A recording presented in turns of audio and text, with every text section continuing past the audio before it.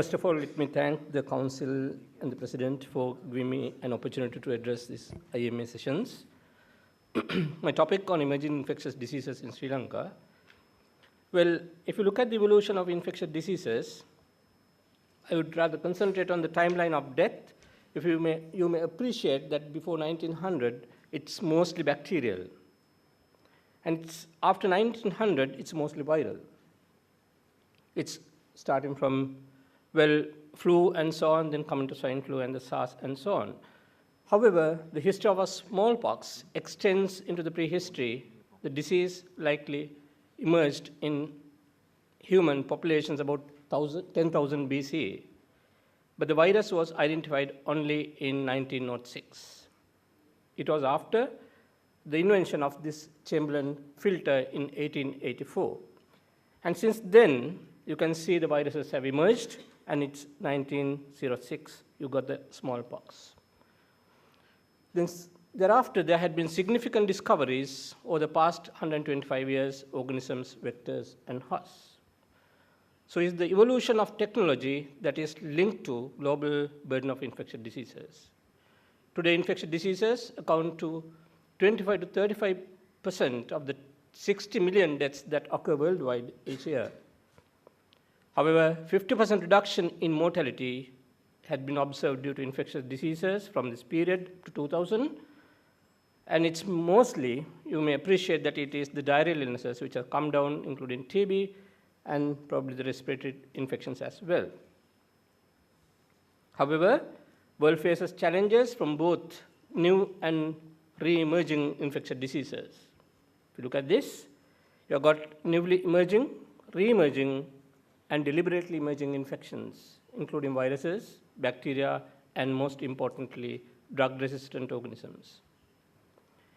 Emerging and re-emerging infectious diseases. Today's challenge, the critical questions to answer, therefore, are there emerging or re-emerging infectious diseases? How to detect them? Understand how they are emerging or re-emerging, and what their impact is.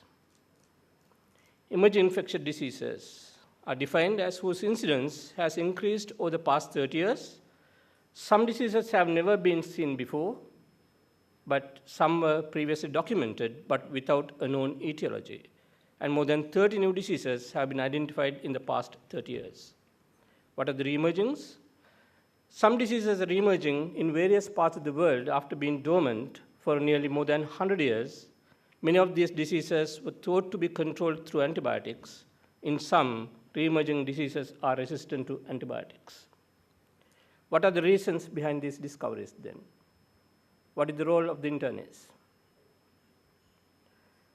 Well, if you look at the infectious disease epidemiology versus the internist, you have got this very simple circle.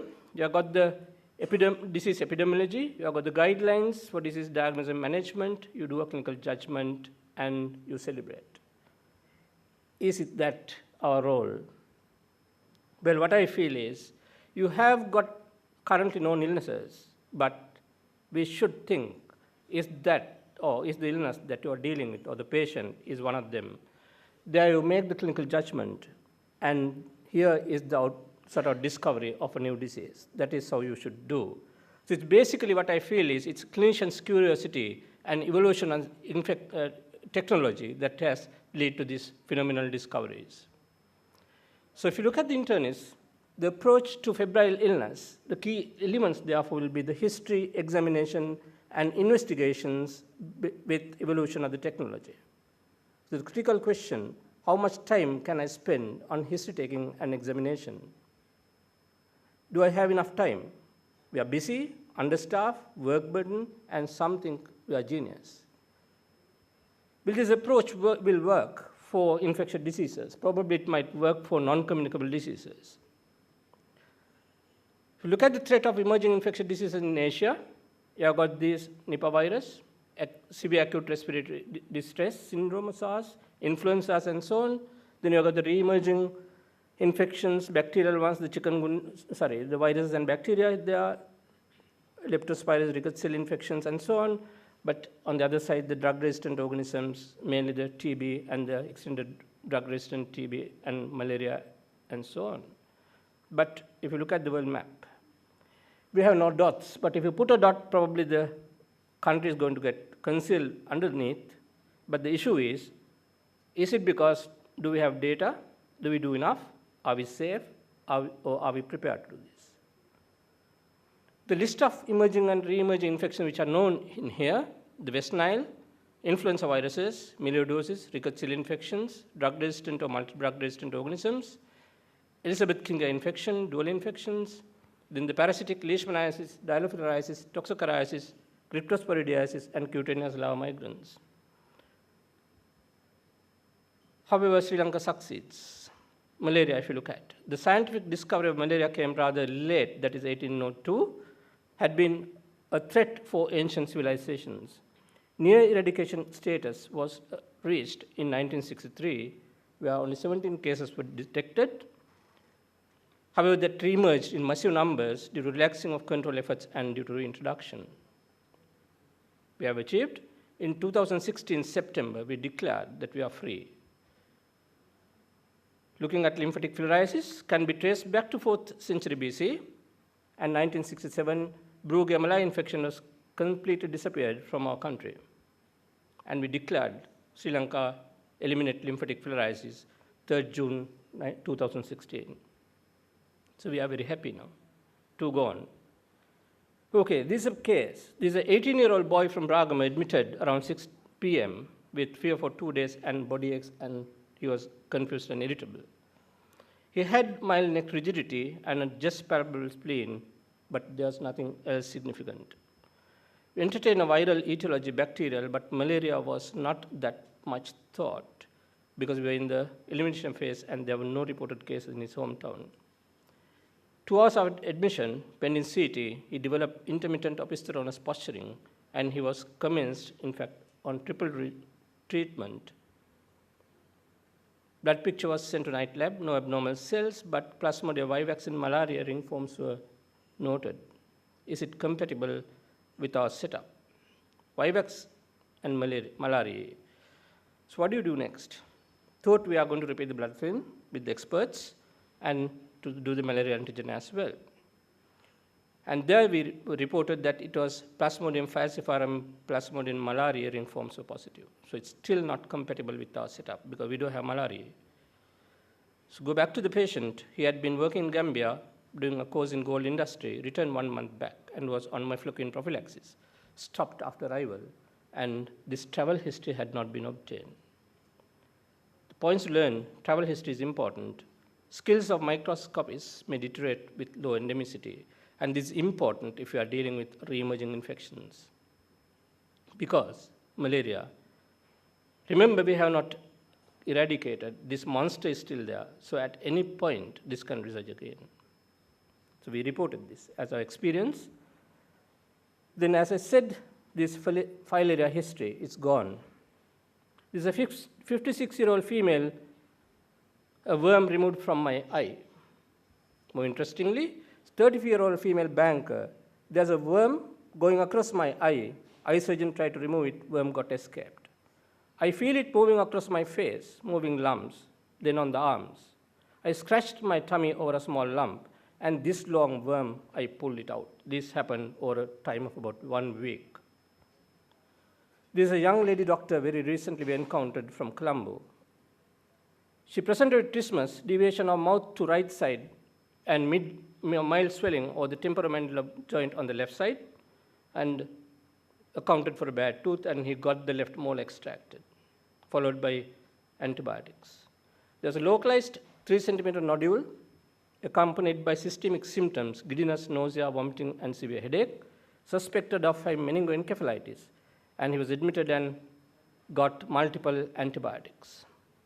In contrast, enhanced MRI scan was done. There's a tubular tortuous structure with a large, in a large area of soft tissue edema. She was then treated with DEC and albendazole and doxycycline. She had partial remission with multiple steroids, including potent like methylprednisolone, ending up with cushingoid features. This is all what happened. So small lump removed by the plastic surgeons, nearly 3 months, and PCR dilophilarity pens. She had morbidity, psychological distress, multiple treatments, direct and indirect losses. I think I got about 100 calls from her every day on this. So this is dilophilairiasis, a worm which is found in the dog. Brugelli, considered eliminated from Sri Lanka in 1971. However, we did a night blood survey and we have found 1.6 children in Gampa district. There was some evidence of exposure to Brugelli infection. So is it re-emerging now?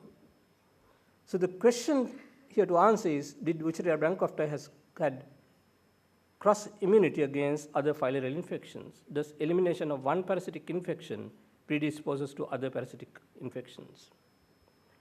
Looking into measles is important as far as annual cause of deaths. In 2013, we had elimination targets set for 2018, but we thought we cannot achieve it. 2015, then we revised to achieve it in 2020. Recent several outbreaks were noticed among adults, and this could well be due to change in immunization schedules, which happened about good 6 years back. And we reported them. Sporadic case of adult measles, which shifted the age groups, the importance of them, that we should know the virus genotypes because there can be introduction to our country as well. So clinical vigilance is needed. Looking at the encephalitic syndromes, in a patient with acute febrile illness, how commonly do you see the following symptoms? Fever, headache, myalgia, and so on, then complications of myocarditis, pancreatitis, hepatitis. They can be due to acute febrile illness of any etiology of tropics. If you look at West Nile, the same symptoms.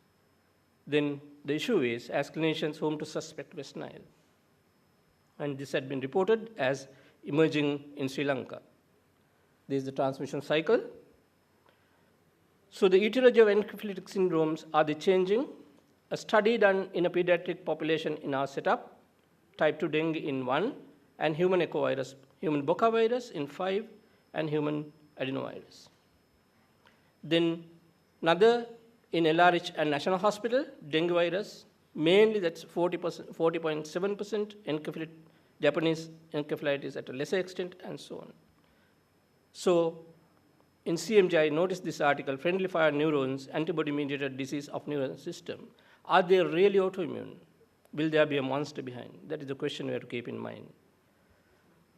The flu, we all know, it is rampant now. Melioidosis in Sri Lanka is an emerging infection.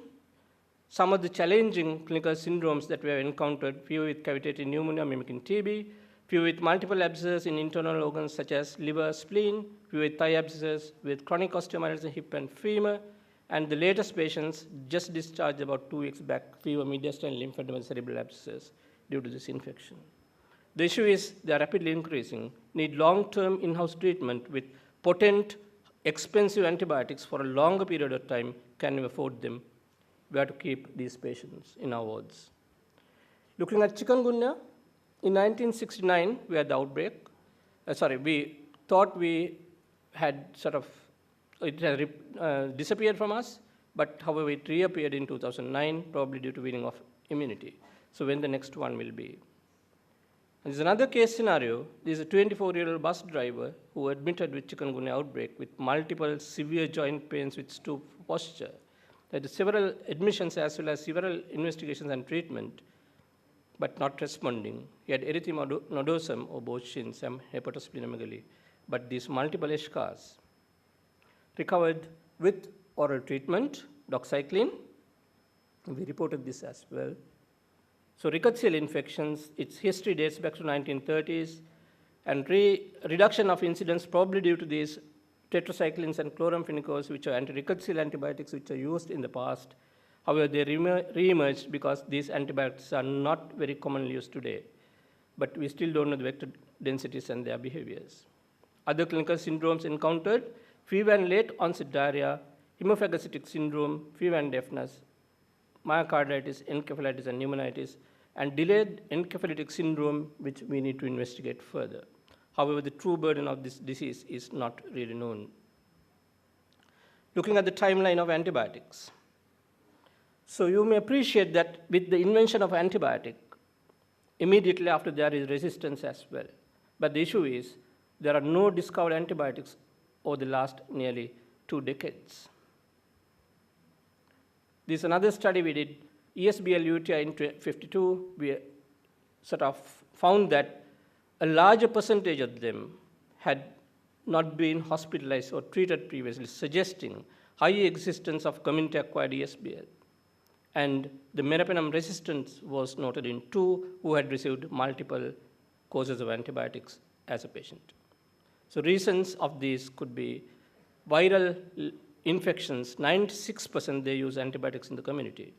And we may be having substandard antibiotics, non-adherence to guidelines, and wide use of antibiotics in animal husbandry.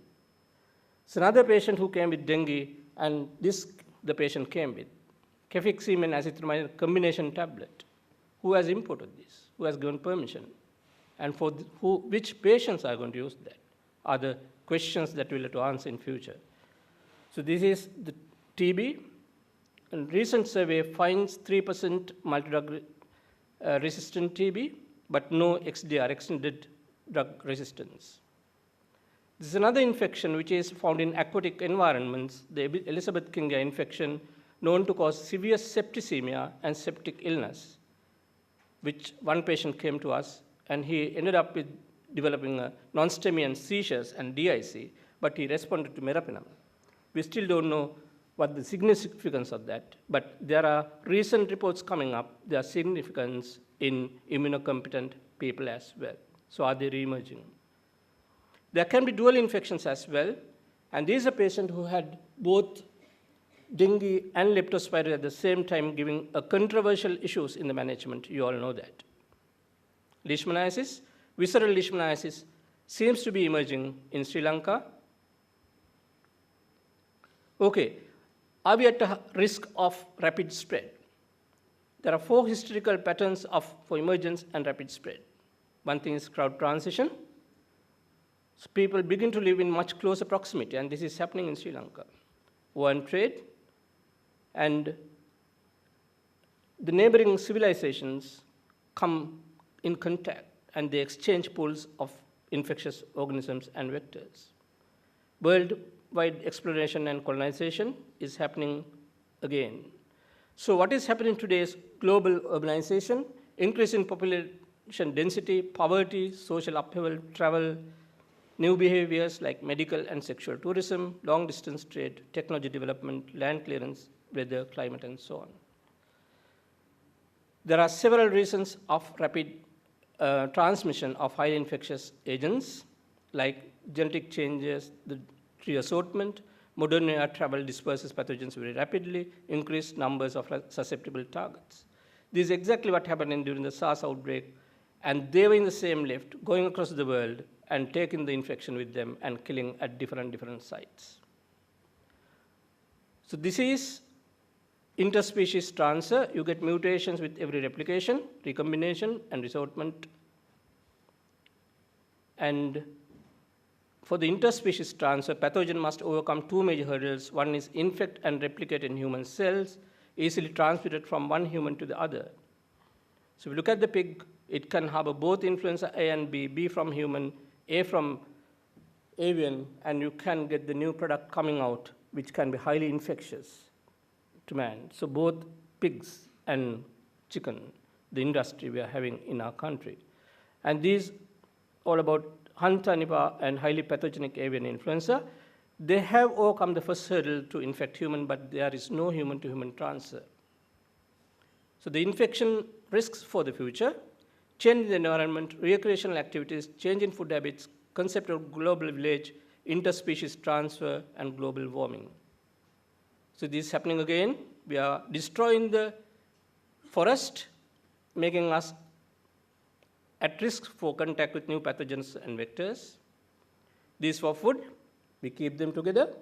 We have got, in addition to influenza species, we have got Salmonella mad cow and E. coli species putting us at risk. SARS, with economic growth, desire for game meat and live animal trading. This is the Hendra-Nipah distribution. Goes with population growth, urbanization, and climate change. You come in contact with them because of ecotourism and so on.